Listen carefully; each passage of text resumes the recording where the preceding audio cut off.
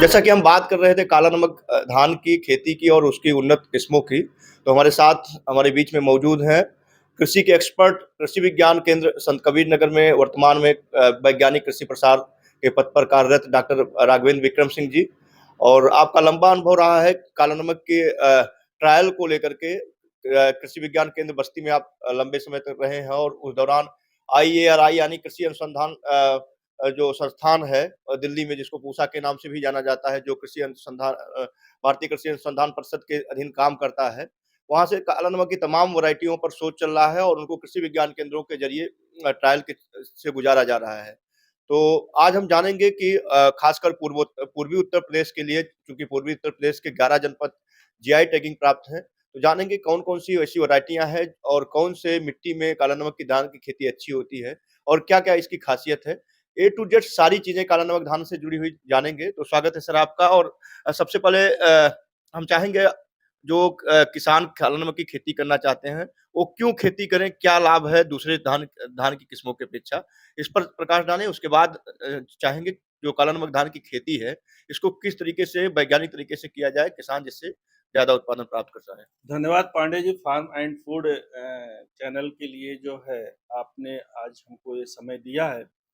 जैसा कि आपका विशेष तौर पे जानना ये है कि हम काला नमक धान की खेती क्यों करें?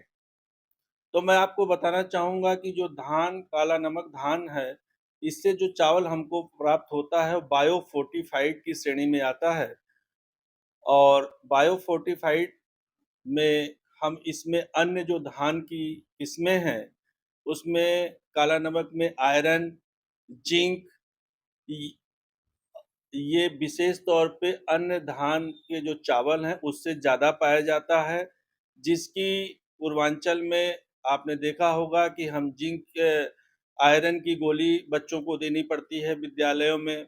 महिलाओं में कुपोषण की समस्या को दूर करने के लिए आयरन की गोली देनी पड़ती है, तो ये इसमें ज़्यादा पाया जाता है। जिंक जो हमारे शरीर में त्वचा संबंधी तमाम जो रोग बीमारियाँ होती हैं, उनको कंट्रोल करने में काफ़ी सहायक है, वो भी इसमें बहुतायत में पाया जाता है, अन्य की अपेक्षा ज़्यादा पाया जाता है। दूसरा ये है कि जो पूर्वांचल में हमारा सबसे ज़्यादा प्रचलित धान है, वो सांभा सेगमेंट का सांभा मंसूरी चावल है, जो यहाँ पे विशेष तौर पे सभी मध्यम वर्ग के लोग खाना चाहते हैं। और जो सांभा सेगमेंट का हमारा चावल है, उसका जो उत्पादन है, वो भी 55 से 60 कुंटल पर हेक्टेयर के आसपास जाता है। और जो इसका चावल है, चावल की जो हमें रिकवरी मिलती है, वो 65 से 70% मिलती है और इसकी जो मार्केट वैल्यू अगर हम देखें, तो ये अधिकतम 2000 से लेके 2500 रुपए क्विंटल तक प्राप्त होती है। अब बात आता है कि हम काला नमक की खेती की अगर बात करें, तो काला नमक की जो हमारी रीसेंट प्रजातियां हैं, जिनमें लगातार 5 सालों से जो भारतीय कृषि अनुसंधान संस्थान की पूसा नई दिल्ली की प्रजातियां, जिनको 16 प्रजातियों पे ट्रायल 5 साल से इधर पूर्वांचल के लगभग 15-16 कृषि विज्ञान केंद्रों पे चल रहा था, उनमें पिछले साल से 2-3 प्रजातियां ऐसी हैं जो सेलेक्ट कर ली गई हैं, जो हमारे ये 11 जनपद GI टैग से आच्छादित हैं, उनके लिए ये विशेष तौर पे काफ़ी अच्छी मानी गई है और इसमें खुशबू के साथ-साथ उत्पादन भी बहुत अच्छा है। और अगर हम सामान्य तौर पे बात करें, तो काला नमक का जो उत्पादन है, वो हमारे वर्तमान में जो सांभा मंसूरी धान है, उसके लगभग बराबर जाता है। 45 से लेके 50, कुछ किसान भाइयों ने 55 कुंटल प्रति हेक्टेयर तक की पैदावार इससे प्राप्त की है। और अगर हम इसके चावल की बिक्री की बात करें, तो न्यूनतम 60 रुपए से लेके 80 रुपए तक, और जो किसान भाई जैविक तरीके से इसकी प्राकृतिक खेती के तौर पे इसको पैदा कर रहे हैं, वो 150 रुपए किलो प्रति किलो की दर से इसको बिक्री कर रहे हैं। तो अगर हम लाभ और उसका आंकड़ा देखें, तो हम सांभा के तुलना में इससे कई गुना लाभ प्राप्त कर रहे हैं। उत्पादन भी हमको सांभा के बराबर ही मिलता है और जो हमारी लागत आती है, उत्पादन लागत आती है, वो केवल बीज को यदि हम छोड़ दें, तो बाकी की सारी क्रियाएँ हमको सांभा के बराबर ही करनी पड़ती हैं। अगर हमें देखें तो इसमें नाइट्रोजन की आवश्यकता भी सांभा से कम पड़ती है। इसमें नाइट्रोजन का प्रयोग ना के बराबर किया जाता है। तो अगर हम उर्वरक की खपत के बारे में देखें तो इसमें नाइट्रोजन की आवश्यकता कम पड़ती है। बाकी जो हम सामान्य तौर पे सांभा में जो फर्टिलाइज़र का डोज़ लेते हैं वही पड़ता है। रोग बीमारियों का प्रकोप भी इसमें ना के बराबर होता है। तो इसलिए काला नमक की जो धान की खेती है, मेरे समझ से ये किसान भाइयों के लिए बहुत ही उपयोगी है, क्योंकि इससे हमको लाभ भी ज़्यादा मिलता है, यानी हमारा उत्पादन लागत कम है और जो हमारा प्रोडक्ट आता है उसकी कीमत ज़्यादा मिलती है। दूसरा, कुपोषण से बचाने में भी ये काफ़ी सहायक है, खाने में सुगंधित और सुपाच्य है और देशों कई देशों में इसकी डिमांड बहुत ज़्यादा है। और इसको भगवान महावीर का गौतम बुद्ध जी का प्रसाद भी कहा जाता है, चूँकि ये भगवान गौतम बुद्ध की धरती से ही ये निकला हुआ है। विशेष तौर पे काला नमक जो चावल था वो सिद्धार्थनगर जनपद से इसकी ओरिजिन मानी जाती है, उसकी उत्पत्ति स्थान माना जाता है। तो ये भगवान गौतम बुद्ध का प्रसाद भी इसी से भगवान गौतम बुद्ध प्रसाद भी ग्रहण करते थे। तो विशेष तौर पे ये आज दुनिया के सभी देशों में काफ़ी इसकी लोकप्रियता बढ़ी है। तो इसलिए काला नमक की खेती मेरे समझ से ये काफ़ी अच्छी और मुफ़ीद मैं समझता हूँ कि अगर किसान भाई इसको करें, तो वो काफ़ी डॉक्टर लाभदायक। साहब, हम चाहेंगे कि किसान, चूँकि पूर्वांचल की सबसे ज़्यादा नकदी फसल गन्ना मानी जाती रही है जी, जी। और गन्ना पूरे साल की फसल है, जबकि एक बमुश्किल 4 से 5 महीने में ये फसल पक कर तैयार हो जाती है। जी। तो किसान भाई इसकी तुलना गन्ने से करते हैं, तो गन्ने की अपेक्षा काला नमक की खेती किसानों के लिए कैसे फ़ायदेमंद है, उस पर प्रकाश डालें। साथ में कई किसानों की ये शिकायत रहती है कि उनके धान में एरोमा उतना नहीं आया जितना आना चाहिए था। जी, तो जी। जो समस्याएँ आती हैं, एक तो गन्ने की खेती से कैसे वो काला नमक की खेती की तरफ जाएँ जिससे नकदी फसल के रूप में इसको अपना पाएँ। जी। दूसरा, इसमें इसको कैसे यहाँ एरोमा अधिक आए, उसकी क्या तकनीकियाँ हैं? देखिए, एरोमा की जहाँ तक बात है, चूँकि यह प्रकाश संश्लेषित प्रजाति है, अ हमारे वैज्ञानिकों का मत है, कहना है कि अगर हम इसको मई के महीने में भी ट्रांसप्लांट कर दें, तो ये पकेगा जाकर के नवंबर के लास्ट में। वैसे जो इसका औसत उत्पादन का जो समय है, जो इसकी मैच्योरिटी का टाइम है, वो 145 से 50 दिन अधिकतम होती है। तो इसके लिए जो हम लोग सलाह देते हैं या जो हमारे वैज्ञानिकों का कहना है वो है कि 10 जून के आस-पास इसकी नर्सरी डाल दी जाए और 21 दिन की या 25 दिन की जब हमारी नर्सरी हो जाए, तो हम इसको ट्रांसप्लांट कर दें। जिस समय हमारा मौसम ठंडा हो जाता है, हमारे मौसम में ह्यूमिडिटी ज़्यादा होती है, ठंडक थोड़ी होती है और धूप भी उस समय पर्याप्त होता है, यानी हमारा जो 25 नवंबर का जो पीरियड होता है, उस समय ह्यूमिडिटी भी मिलती है और रात में शीतलहर का भी प्रकोप चालू हो जाता है, मौसम काफ़ी ठंडा हो जाता है। उस समय जब हमारी फ्लावरिंग स्टेज में ये काला नमक के पौधे होते हैं और तब जब हमारा दाना बनना शुरू होता है, तो ऐसे में एरोमा जिसको हम सुगंध बोलते हैं, वो काफ़ी अच्छा मिलता है। तो इसका मतलब मान लिया जाए कि जो फसल की रोपाई है किसान भाई वो लगभग 15 जुलाई तक करें, तो उनको जो शीतलहर का प्रभाव है फसल जी, पर जी, दाने जी। पर, वो अच्छा होगा। वो अच्छा होगा और ये अधिकतम 15 दिसंबर तक जो है आपका कट करके फसल आपके खलिहान में आ जाती है। बहुत इसमें कटाई में भी विशेष ध्यान देने की आवश्यकता होती है। इसका जब 90-95% मैच्योरिटी हो जाए, तभी इसको कटाई कर लेनी चाहिए और इसको कभी भी मतलब काफ़ी दिन तक होल्ड नहीं करना चाहिए और इसकी जो है मड़ाई करने के बाद इसको तेज़ धूप में ना सुखा करके इसको थोड़ा-सा छायादार जगह पे अगर इसको सुखाया जाए, तो इसमें एरोमा काफ़ी अच्छा मेंटेन होता है। और इसकी कुटाई एक बार में ही करवा करके अगर किसान भाई भंडारित कर देते हैं तब भी जो है थोड़ा-सा खुशबू पे प्रभाव पड़ता है। दूसरा ये है कि इसका जो भंडारण का स्थल है, जहाँ पर हम चावल को कुटाई के बाद रखते हैं, अगर हम ठंडे स्थान पर इसको रखते हैं तो खुशबू साल के साल इसमें बनी रहती है। लेकिन अगर कहीं हम ऐसे जगह पे रख देते हैं टीन शेड के नीचे या छत के ऊपर जहाँ पे गर्मी बहुत ज़्यादा पड़ती है, टेम्परेचर बहुत ज़्यादा हो जाता है, तो वहाँ पे भी इसकी जो खुशबू है वो काफ़ी प्रभावित होती है। तो इसको कुटाई के उपरांत इसके चावल को का जो भंडारण है वो थोड़ा ठंडे जगह पे करें। इसका जो सुखाई है वो थोड़ा ठंडे स्थान पे करें, इसको तेज़ धूप में ना करें। दूसरा ये है जब हम इसकी हॉलिंग करवाएँ, जब इसकी कुटाई करवावें, तो चूँकि जो एरोमा होता है, जो उसका जो सुगंध का जो तेल जिसको हम कहें एक तरह से, वो चावल के मतलब छिलके के नीचे होता है। तो इसको बहुत ज़्यादा पॉलिश ना करवावें, इसको एकदम चिकना करने के चक्कर में अगर हम इसका जो हस्क है, वो ज़्यादा दबा करके निकाल देते हैं, तो इसका जो ब्रान जो होता है, ब्रान के साथ इसका एरोमा बाहर आ जाता है और खुशबू हमारी कम हो जाती है। तो आप प्रयास करें कि उसकी हल्की हॉलिंग कराएँ, उसको काफ़ी ज़्यादा दबाव दे करके उसकी हॉलिंग ना कराएँ ताकि आपका केवल हस्क निकल जाए और फिर आपके उस चावल की क्वालिटी आपको अच्छी मिलेगी। तो गन्ने की अपेक्षा चूँकि पूर्वांचल की बात कर रहे हैं, पूर्वांचल की सबसे प्रमुख फसल है काला नमक धान। जी। तो गन्ने की अपेक्षा चूँकि साल भर की फसल और 4 से 5 महीने की फसल। तो ऐसे में किसान भाई को कैसे हम इसके लाभ के बारे में समझा पाएँ देखिए जिससे पांडे जी अगर हम गन्ने से इसकी तुलना करें, तो गन्ने में थोड़ा-सा ये है कि गन्ना रिस्क थोड़ा गन्ने में कम होता है।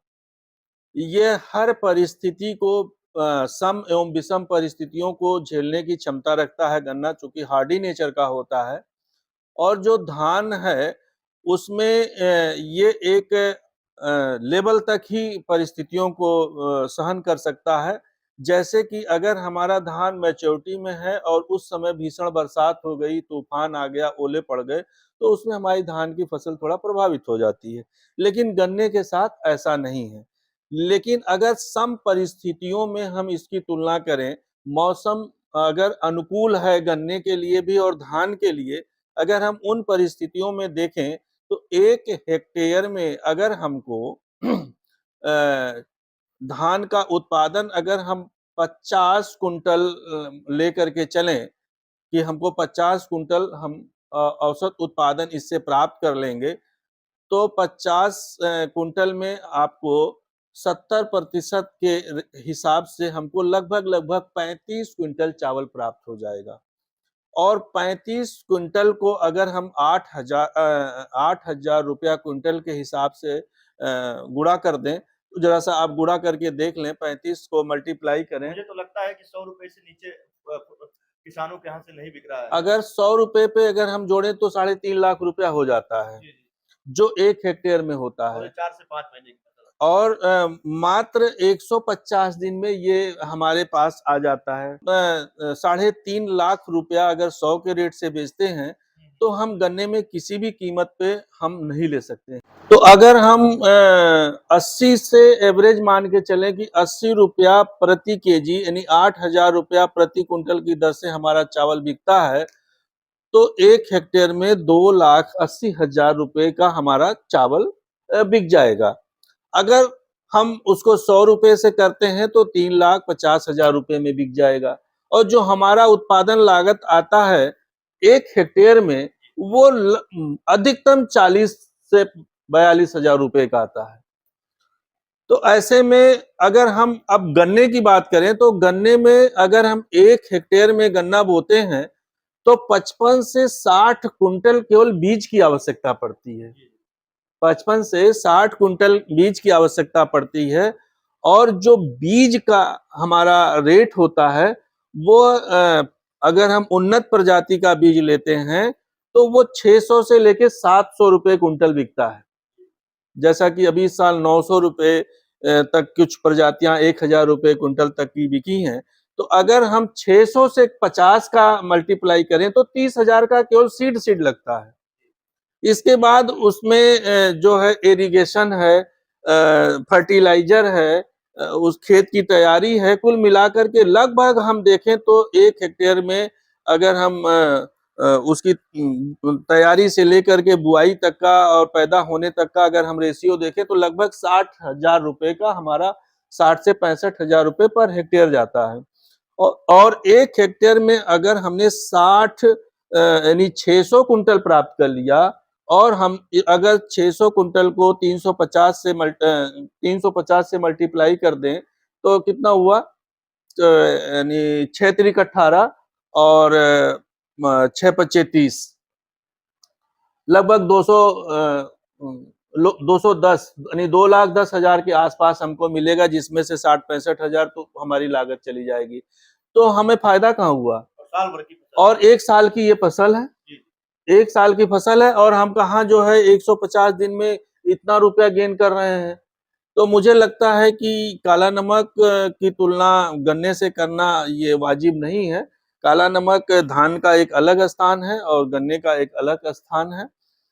तो अब हम अहम सवाल पर आना चाहेंगे। जी। किसान पिछले 2-3 सालों में किसानों की बड़ी एक शिकायत रही है कि उनका जो काला नमक धान है वो बिक नहीं पा रहा है, वो सुगंध नहीं आ पा रहा है, वो क्वालिटी नहीं आ पा रही है। तो जो हमने देखा किसानों से बातचीत के दौरान वो पाया कि कुछ ऐसी वैरायटियाँ भी आ गई, नाम नहीं लेना चाहूँगा किसी के ब्रांड का, लेकिन कुछ ऐसे किसानों के साथ चीटिंग सीधा कहा जाए कि उनके साथ धोखा करने वाले लोग आ गए हैं, जो अपने ब्रांड को हाई-फाई करके बेच देते हैं और फिर वो उसकी क्वालिटी सरी बावन जो कि एक सामान्य चावल है, मोटा धान है, उसकी अपेक्षा हो जाता है। और आईएआरआई ने जो कि कृषि जो आईसीआर के द्वारा कार्यरत है और आप सभी के कृषि विज्ञान केंद्रों से शोध करा रहा है, उसकी धान में अगर देखा जाए तो जो देसी प्रजाति है, उसकी तुलना में उसकी तुलना करता हुआ नज़र आता है। तो किसान भाई जो आईआरआई के बीज हैं, ये कहाँ से प्राप्त करें और कैसे वो सतर्क रहें कि जो किसानों के साथ धोखा करने वाले लोग हैं, उनके बीजों से बचें? देखिए पांडे जी, आपकी बात सही है।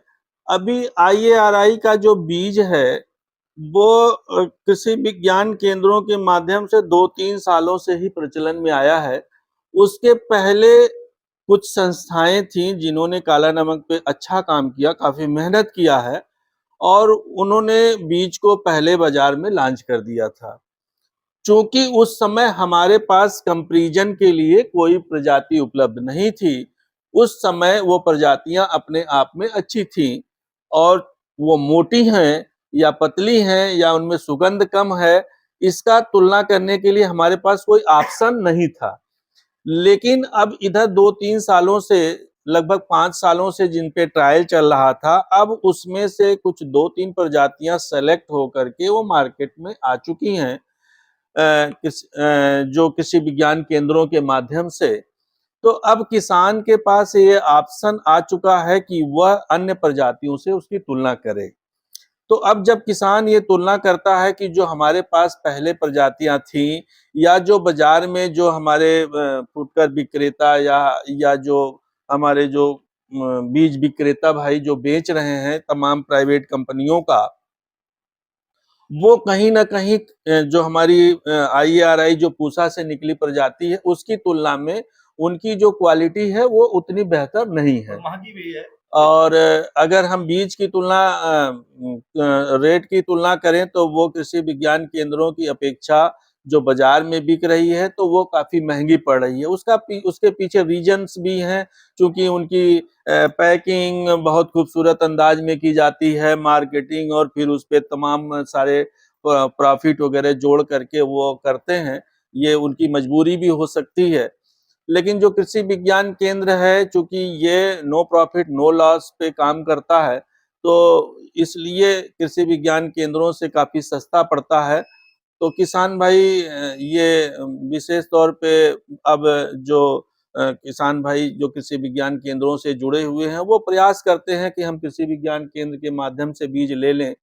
जब कृषि विज्ञान केंद्रों पे नहीं होता है, तभी वो फिर मार्केट में जाते हैं और मजबूरन उन्हें उन बीजों को लेना पड़ता है। तो मैं आपके इस चैनल के माध्यम से उन किसान भाइयों से यही बताना चाहूँगा जो काला नमक की खेती करना चाहते हैं, यदि किन्हीं कारणों से कृषि विज्ञान केंद्रों पर बीज की उपलब्धता खत्म हो गई है, तो आप उन वहाँ के वैज्ञानिकों से संपर्क कर लें कि पिछली साल आप जो किसान भाई केंद्र से बीज लेकर के गए थे, बहुत सारे किसानों ने बीज सुरक्षित करके रखा है। आप ऐसे किसानों से भी संपर्क करके आप अगर उनसे बीज प्राप्त कर लें, तो वह भी आपके लिए अच्छा होगा और काफ़ी सस्ता होगा और विश्वसनीय होगा। मार्केट में जो बीज बिक रहा है उसकी गुणवत्ता के बारे में आप देख लें, अगर आपको अच्छा लगता है तो आप वहाँ से भी ले सकते हैं। कोई बाध्यता नहीं है कि आप कृषि विज्ञान केंद्र से ही लें, लेकिन अगर विश्वसनीयता की बात करें तो जो कृषि विज्ञान केंद्र पर जो या हमारे जो कृषि विज्ञान केंद्र से जुड़े हुए प्रगतिशील किसान हैं, जो IARI के अवॉर्डेड भी हैं तमाम सारे किसान और अपने यहाँ बीज का उत्पादन कर रहे हैं। तो नो डाउट उनकी जो विश्वसनीयता है, जो उनकी गुणवत्ता है धान की, वो काफ़ी अच्छी और विश्वसनीय है।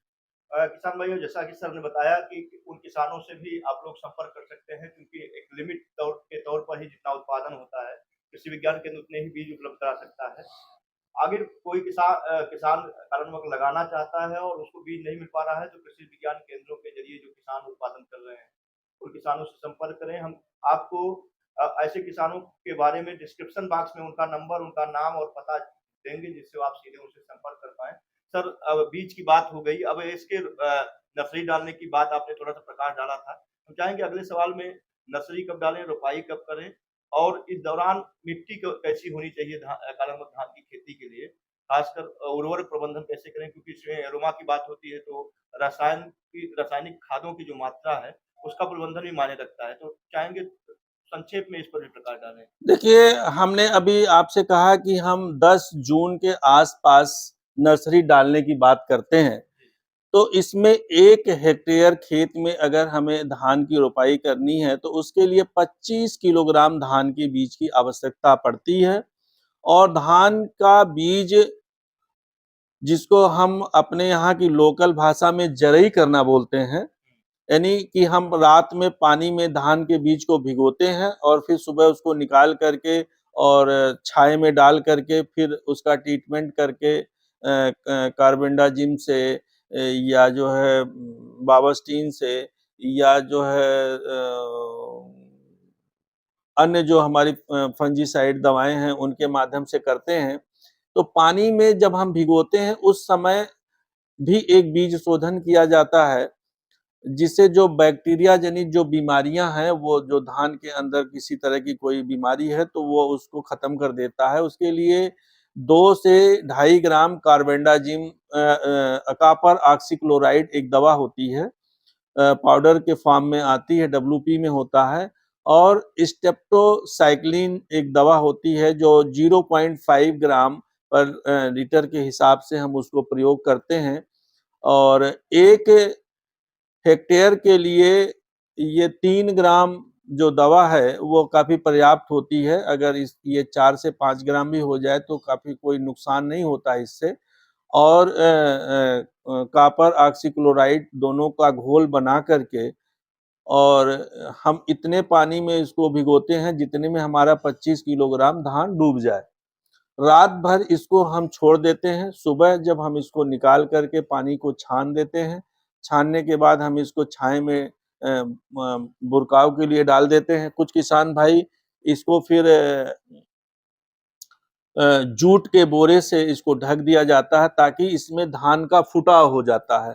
धान का फुटाव हो जाए तब तक के लिए उसको ढक दिया जाता है, लगभग 70-72 घंटे में फुटाव हो जाता है और इस बीच में हम अपने खेत में जो 100 वर्ग मीटर का जो हमारा एरिया होता है, हम उसमें 1 हेक्टेयर अगर हमें धान के बीज पौधे की ट्रांसप्लांटिंग करनी है तो उसका 10वां भाग यानी 1000 वर्ग मीटर एरिया में जो है हम उसकी नर्सरी डाल देते हैं। उसके लिए हम अपने खेत की तैयारी करते हैं और भूमि शोधन के लिए ट्राइकोडर्मा जो है हम उसमें प्रयोग करते हैं और उसमें हम 25 से 30 किलोग्राम जो है आपका वर्मी कंपोस्ट खाद मिलाते हैं और अगर हम उर्वरक की बात करें तो इसमें कोई विशेष उर्वरक की आवश्यकता अगर हमने डाल दिया है वो तो आवश्यकता नहीं पड़ती है। बाद में हम जब हमारी नर्सरी जम करके तैयार हो जाती है तो फिर हम इसकी चूँकि गर्मी उस समय ज़्यादा होती है, समय-समय पर सिंचाई करते हैं और सिंचाई भी हम शाम के टाइम पे करें ताकि हमारा जो पानी है वो हीट ना होने पाए और अगर नर्सरी में पानी रुका हुआ है तो हम उसको सुबह के टाइम पे निकाल देते हैं, ड्रेनेज कर देते हैं ताकि पानी गर्म होकर के हमारी नर्सरी ना खराब हो। दूसरा इसमें आता है कि जब नर्सरी में कुछ खरपतवार जम जाते हैं। खरपतवार का अगर हम नर्सरी में प्रबंधन कर लेते हैं तो इससे हमारे जो धान की नर्सरी के जो पौधे हैं वो काफ़ी स्वस्थ होते हैं। तो उसके लिए भी जो है नॉमिनी गोल्ड यन के नाम से दवा आपके मार्केट में उपलब्ध रहती है और भी तमाम कंपनियों के जो नर्सरी के लिए दवाएँ आती हैं जो अ, आपको मिल जाएँगी जब आप दुकानों पे संपर्क करेंगे, तो नर्सरी में ही खरपतवार का नियंत्रण भी कर लेना चाहिए। और इसके बाद जब हमारा पौधा 10-15 दिन का हो जाए, तो हम उसमें थोड़ा-सा देखते हैं कि अगर उसमें ज़रूरत होती है, तो हम थोड़ी-सी नाइट्रोजन का प्रयोग करके हम कर दें छिड़काव और सबसे अच्छा तो ये होता है कि इफ़को का जो 19-19 या 18-18 आता है और साथ में एक सागरिका जो 3 से 4 एमएल पर लीटर के हिसाब से उसको हम प्रयोग करके अगर छिड़काव कर दें, तो इससे जो हमारी नर्सरी के पौधे होते हैं, वो काफ़ी स्वस्थ होते हैं। तो कभी भी जब हम हेल्दी और स्वस्थ पौधों को ट्रांसप्लांट करते हैं, तो हमारी जो फसल है काफ़ी अच्छी चलती है और उससे हमें अच्छा उत्पादन प्राप्त होता है। सर एक चीज़ और जाने ट्रांसप्लांट के समय कितने पौधों की रोपाई करनी चाहिए? ट्रांसप्लांटिंग के समय पे देखिए 3 से 4 जो पौधे होते हैं वो हमें लेने चाहिए। जैसा कि आम तौर पे किसान भाई जो हाइब्रिड का बीज लगाते हैं उसमें 1 से 2 पौधे लगाते हैं, तो इसमें ऐसा नहीं है चूँकि ये ओपन पॉलिनेटेड वैरायटी है, तो इसमें 3 से 4 पौधे एक हिल्स में लेने चाहिए।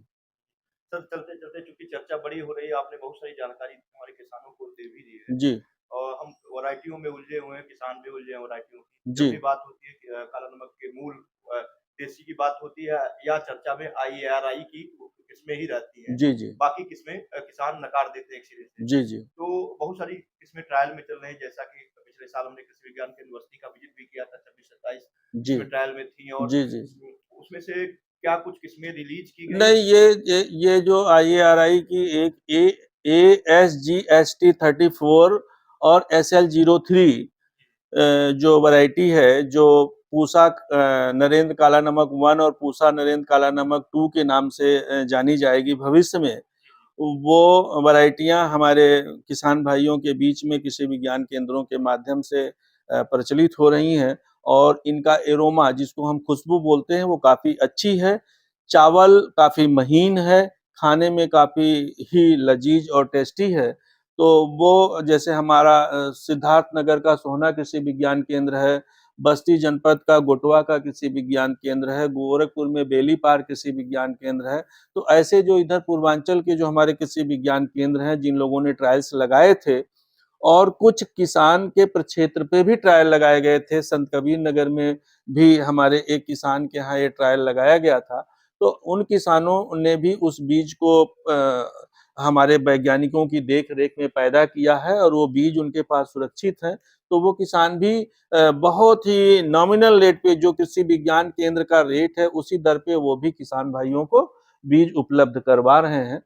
तो अगर जिन कृषि विज्ञान केंद्रों पे बीज खत्म हो गया है, तो वहाँ के जो ऐसे किसान जो कृषि विज्ञान केंद्र के द्वारा आइडेंटिफ़ाई हैं, जो वैज्ञानिकों की देख-रेख में जिन्होंने बीज को पैदा किया है, तो आप वहाँ से बीज खरीद सकते हैं और उसमें आपको भी किसी भी प्रकार की कोई दिक्कत आने वाली नहीं है कि हमारा धान मोटा होगा, पतला होगा या सुगंध नहीं होगा। ऐसी समस्या आपके सामने नहीं आएगी। तो किसान भाइयों जो बीज है उसको जाँच परख कर ही खरीदें, खासकर कृषि विज्ञान केंद्रों के माध्यम से ही खरीदें और जो अगर कृषि विज्ञान केंद्रों पर धान के जो काला नमक धान है उसके बीज नहीं मिल पाते हैं, तो कृषि विज्ञान द्वारा सुझाए गए जिन किसानों ने वो उन वैरायटियों की जो रोपाई कर रखी है, जिनके पास बीज उपलब्ध है किसानों के पास, उन किसानों से ही खरीदें। हम बात कर रहे थे काला नमक धान की, खासकर जो काला नमक की मूल पहचान है, अरोमा यानी सुगंध और उसकी न्यूट्रिशन वैल्यू यानी पोषणात्मकता जो है, खासकर ये कुपोषण को भगाने वाला सबसे अच्छा धान माना जाता है। हम काला नमक धान की ऐसी वैरायटी पर बात कर रहे थे, चुनिंदा किस्मों पर बात कर रहे थे। काला नमक धान ऐसा धान है, जब इसका चावल पकता है तो आस-पास के घरों में इसकी सुगंध बिखर जाती है और इसकी डिमांड भारत सहित दुनिया के तमाम देशों में है, धीरे-धीरे डिमांड बढ़ भी रही है। और खासकर जो ई-कॉमर्स साइटें हैं, चाहे हम फ्लिपकार्ट की बात कर लें, अमेज़न की बात कर लें या मॉल्स की बात कर लें, इनको इन का साइटों पर भारी रेट में इनको बेचा जाता है। अक्सर मैंने जो चेक किया है 300 से साढ़े 300 रुपए प्रति किलो के हिसाब से बेचा जाता है। तो अगर आप भी काला नमक धान की रोपाई करके आमदनी को बढ़ाना चाहते हैं, कम समय में, कम श्रम में आप अच्छा उत्पादन लेना चाहते हैं, अच्छी आमदनी प्राप्त करना चाहते हैं, तो काला नमक धान की रोपाई करें और अच्छा उत्पादन लें।